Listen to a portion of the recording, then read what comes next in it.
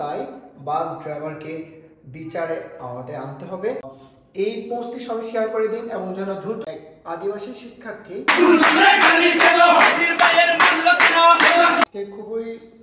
খুবই দুঃখজনক একটি ঘটনা আমাদের রুমা বাজারে ঘটল। এক আদিবাসী শিক্ষার্থী ড্রাইভার তাকে তার চাক্কার তলে সে বাচ্চাটিকে মেরে ফেলে। রুমা বাজার আদর্শ সরকারি প্রাথমিক বিদ্যালয়ে ৪র্থ শ্রেণীর পড়ুয়া এক আদিবাসী শিক্ষার্থী বাস ধাক্কায় আজকে নিহত হয় এবং ছেলেটির নাম হচ্ছে মথি, তার পিতা বুদ্ধিচন্দ্র বা বুধিহা ত্রিপুরা, মাতার নাম হচ্ছে রোমাচি ত্রিপুরা এবং গ্রাম হচ্ছে আনন্দপাড়া।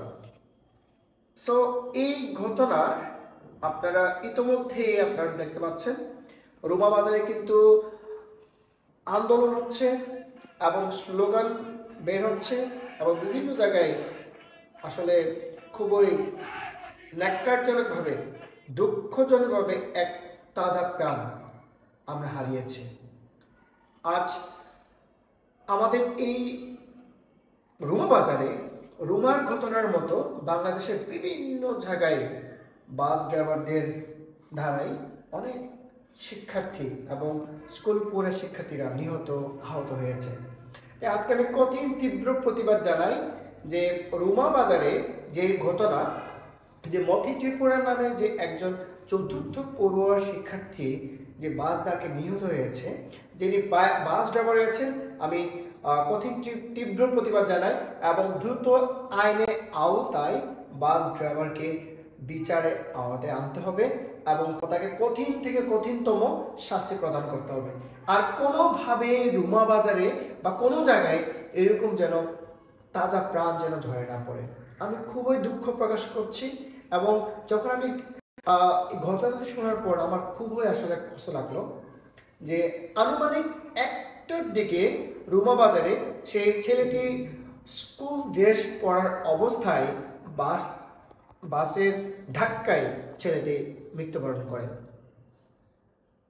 খুবই আফসোস যে সে ছেলে হতে পারত ডাক্তার, ইঞ্জিনিয়ার এবং ভালো একজন সমাজসেবক দেশের জন্য এবং সমাজের জন্য, এবং আজকে আমরা তাকে হারিয়েছি এবং এই ব্যথা, এই যন্ত্রণা আজ পরিবারে সমবেদনা জানাচ্ছি এবং বুদ্ধিচন্দ্র পরিবার দাদাকে আমি আপনাদের জন্য প্রার্থনা যেন আপনার পরিবারের ঈশ্বর সৃষ্টিকর্তা যেন আপনার শান্তি প্রদান করেন এবং খুবই দুঃখ প্রকাশ করছি এবং আত্মীয় স্বজন পরিবার প্রত্যেকের নিকট আসলে এরকম ন্যাক্কারজনক দুর্ঘটনা আমাদের জন্য খুবই কষ্টের এবং আমি আবারও কঠিন তীব্র প্রতিবাদ জানাই এবং দ্রুত এই বাস ড্রাইভারকে আইনের আওতায় শাস্তি প্রদান করতে হবে। আমি জোরালো দাবি জানাচ্ছি যেন এরকম ন্যাক্কারজনক ঘটনা যেন আর কোনোদিন যেন না ঘটে।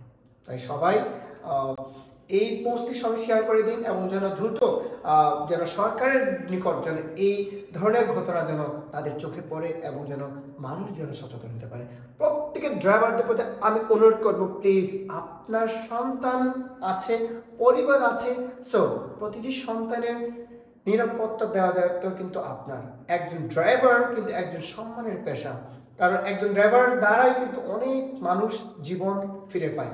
সো আমি সকল ড্রাইভারদের প্রতি অনুরোধ জানাবো, দয়া করে আপনারা আর এইভাবে প্রাণ নেবেন না, আপনারা সচেতন থাকবেন, আরও যেন আমরা সুন্দরভাবে যেন জীবনযাপন করতে পারি। প্রত্যেকে বাস ড্রাইভারদের অনুরোধ করবো আপনাদের সচেতনতার জন্য, বৃদ্ধির জন্য আমি অনুরোধ জানাই। তো সকলকে